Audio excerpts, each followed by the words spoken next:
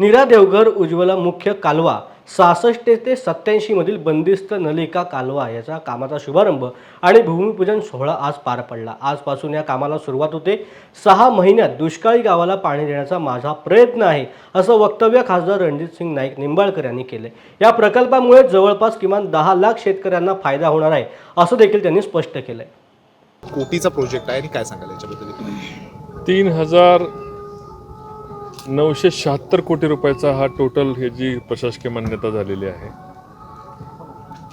जवळपास 43,000 हेक्टरला डायरेक्ट आणि इनडायरेक्ट जवळपास आता 25,000 हेक्टर वाढेल असं वाटतंय, कारण बंदिस्त पाईपलाईन आणि सूक्ष्म सिंचनाद्वारे जवळपास 43,000 हेक्टरला याला ऑलरेडी याची मान्यता आहे, पण 65,000 हेक्टरला म्हणजे साधारण 1.5 लाख एकरपर्यंत याचा फायदा थेट शेतकऱ्यांना होईल। आणि पिण्याच्या पाण्यासाठी आणि इतर उद्योग आणि शेतीसाठी मिळालं किमान 10 लाख शेतकऱ्यांना याचा फायदा होणार आहे।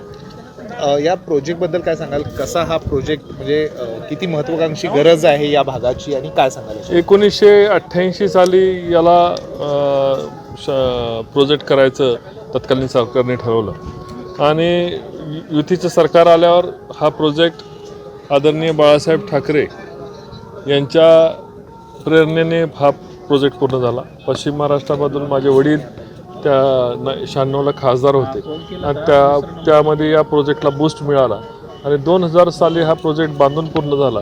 पण नंतर दरम्यानच्या काळामध्ये सरकार बदललं आणि सरकार बदलल्यानंतर बांधलेल्या प्रोजेक्टचं पाणी ज्या दुष्काळी भागासाठी बांधला त्या बांधलेल्या प्रोजेक्टचं पाणी या दुष्काळी भागाला आलंच नाही।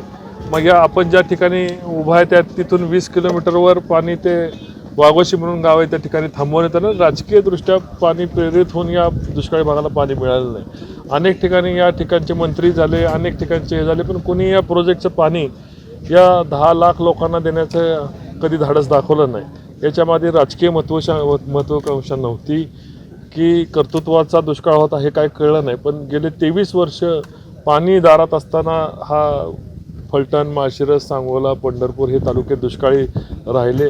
अनेक वेळा त्या ठिकाणी आपल्याला छावण्या उभ्या कराव्या लागल्या। अनेक अडचणींना या तालुक्यातील जनतेला समोर जनावरांचा मृत्यू झाला, लोकांचा पाण्याअभावी स्थलांतरण झालं। एवढ्या सगळ्या प्रसंगाला याच विषयावर आम्ही लोकसभेचा शिवधनुष्य हातात घेतलं होतं की हा प्रोजेक्ट पूर्ण करीत आणि पाणी फलटण तालुक्यामधून माळशिरसपर्यंत आणण्यासाठीचं जे काय करावं लागेल ते सर्व करीत। या प्रकल्पाची सुधारित मान्यता करून घेतल्यानंतर आता केंद्र सरकारने याला इन्व्हेस्टमेंट क्लिअरन्स दिलेले आहे आणि लवकरच हा प्रकल्पचं पाणी शेवटच्या शिवारापर्यंत जाईल याची आता मला संपूर्णपणे खात्री आहे।